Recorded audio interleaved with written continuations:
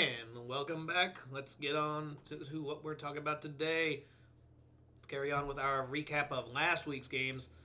Those of you who have been following on the YouTube, we have been doing Angel City recap, Angel City preview. Now it's time to get back to the whole league at large. To games that are now 9 days old, and I want to get them off the queue as quickly as possible. These are the Wednesday games from March 25th. Starting with one of the more monumental of the available upsets, and that was Gotham FC losing to the expansion Denver Summit. So, okay. A lot of stuff going wild in this game. Needless to say, I don't think anyone was expecting a team who came away with hardware last year to lose their to lose a midweek match against Denver, an expansion team, on their home field. But this kind of reflects where New York or Gotham has been for the majority of this season so far. They have not looked up to snuff, and it is a little concerning. Their scoring just isn't there. I know this is the same team that struggled early on a year ago and was able to put it all together late. But yeah, it is not something you expect to see from a team who just recently won something to open the season so off their game. So looking just through it,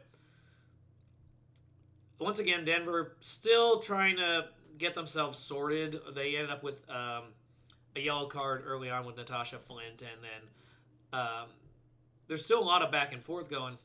Lily Real from Gotham gets one as well. But it's not until the second half where stuff starts to break down. Up to this point, it's just been another Gotham struggling to score kind of game.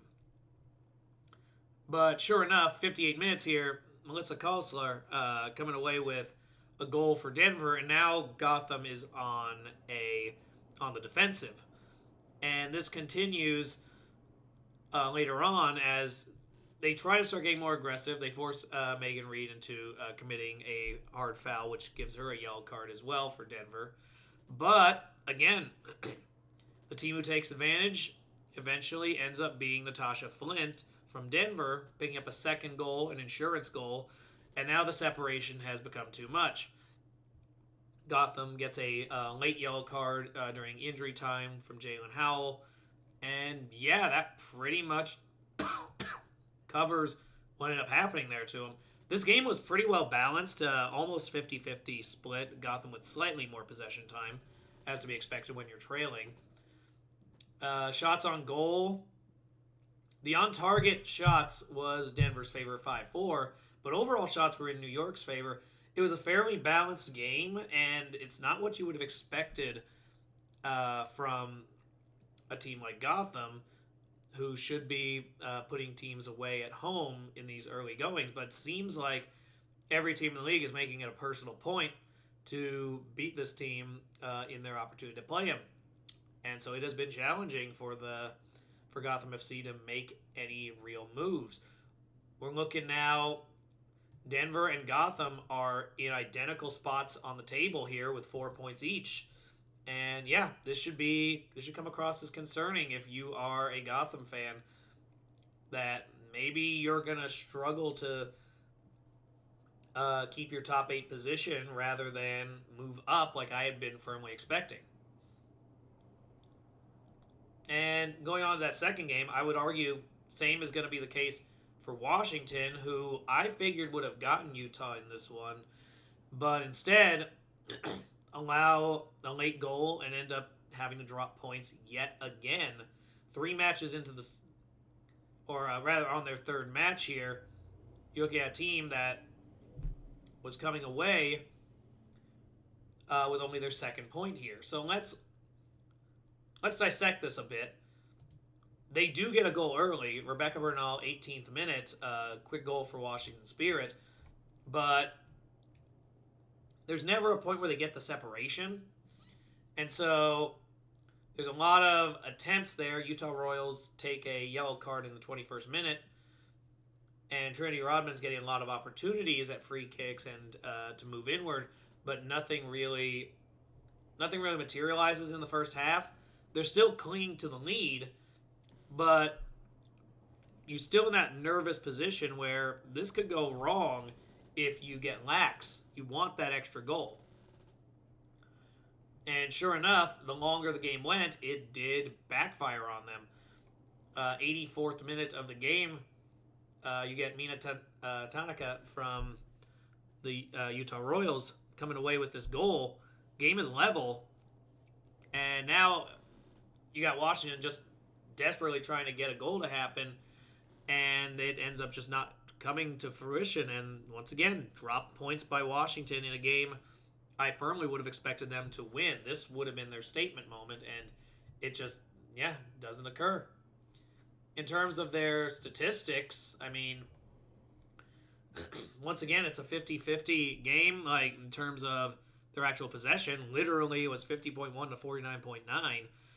But Washington ends up with 2 fewer shots, 2 additional shots on target. But otherwise, it was just, they let the game be a little too balanced for a team that shouldn't be competing with them at that point. Like, 'cause I'm looking at the Spirit as a team that should be looking at the Shield this year. Instead, we're coming up on.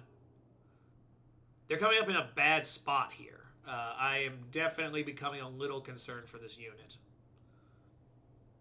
In any case, let's move on to third game here. Orlando Pride taking out the Chicago Stars. And this one is finally one that's actually fairly predictable. Chicago Stars, we know, have severe limitations. That we did a live of their game a few days later against San Diego. And it largely resembles the same type of limitations. It's not a team that's really at the point where they can really threaten, other than keeping the game really low scoring. And once you can get a goal or two, they're very much on the defensive. In this case, they gave up 3 big goals here. Barbara Banda gets the scoring going in the 13th minute. Unsurprising, she's been the offensive kickstarter for Orlando most of the season here. But a few minutes later, Lisbeth Ovale gets a goal of her own, and Hannah Anderson, before halftime, racks up another one. So within the span of about almost 22 minutes, you see 3 goals in rapid succession, and the game kind of goes into silence from there. At that point, Chicago's trying to score. Orlando's just trying to keep the separation. And so we do get a couple yellows, but honestly, Orlando trusted its defense. Chicago ended up with the majority of possession by the end, 52 to 48. But the 4 shots on target for Orlando, still out shooting them overall in spite of the aggression. There really wasn't much to say here other than Orlando seized control very quickly and then walked off with the victory. And in that sense, good for them. Like, they needed that win, and they're probably very happy they saw what they did. Once again, being in that stadium was not ideal for them. This game had under 2,000 people present, and again, that's because of being back at the Northwestern Stadium. I'm sure once they move in, probably with Chicago Fire in the new soccer stadium, that will adjust. But yeah, the attendance on that definitely concerning. Now, speaking of Seattle Reign, going back and forth between a few places, they played in Spokane this time. So smaller attendance, but another city gets to see their team, and they were kind of in the same boat playing Kansas City Current. I was not expecting Kansas City to get dropped in back-to-back games like this, but it is definitely raising some red flags that the Shield winner last year, another team that came away with hardware, still not producing the way they should. And in this one, it was basically the same formula. 3 goals very early on. In this case, it was James Turner in the 18th minute, Ratcliffe in the 26th, and Mercado in the 33rd. About 15 minutes and 3 goals, and that pretty much covered it. Not a lot of bookings. We had one fairly early and then one very much at the end, but not not any just not anything that you'd expect in terms of Kansas City's play based on how they've been in years past. It's really shocking there, where Seattle, on the other hand, did step up there after what was a miserable performance against Portland. They clearly wanted to make a statement, and they did, and it was at the expense of the defending champions in terms of the Shield. In terms of shots, they were almost even. It was 4-3 in favor of Seattle shots on target. Shot attempts overall were a lot more in Seattle's favor, as was the possession going 55-45. Yeah, I'm not sure what to make of Kansas City to this point, but something needs to happen fairly quickly. And then to close up, we go to Snapdragon Stadium, where San Diego pulled off the 3-1 win over Portland. This one, the scores were very, very quick. Like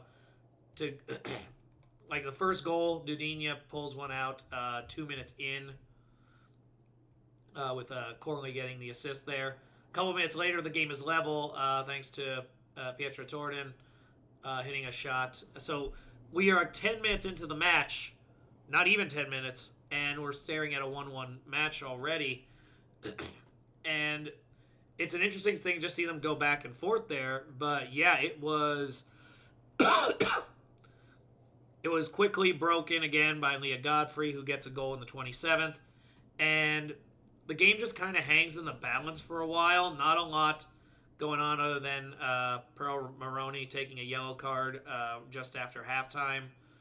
Portland gets one in the 61st minute with Olivia Moultrie. And then, yeah, just as we get closer to the end, last 10 minutes, finally see Melanie Marcenas come up and hit the goal there. Both teams end up at 6 points in the standings by that stage, as Portland drops their first match of the year, first loss of the season. San Diego trying to reestablish themselves as a big deal in the league. And definitely this game was a big step towards that in the performance section. But those were the midweek games last go around. Stay tuned here for the weekend in a separate video. I'm trying to keep the dates fairly separated between midweek and weekend, and so I'll establish that here. So look forward to that, and I'll see you all soon for that.